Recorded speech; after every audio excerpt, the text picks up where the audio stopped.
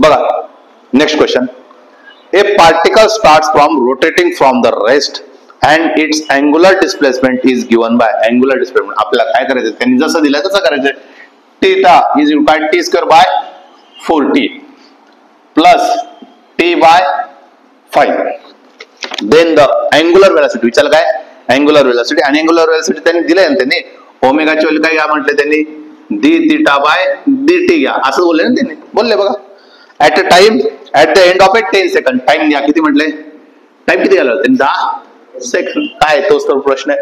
काय करणार, differentiate with respect to time. D theta by dt म्हणजेच काय ओमेगा.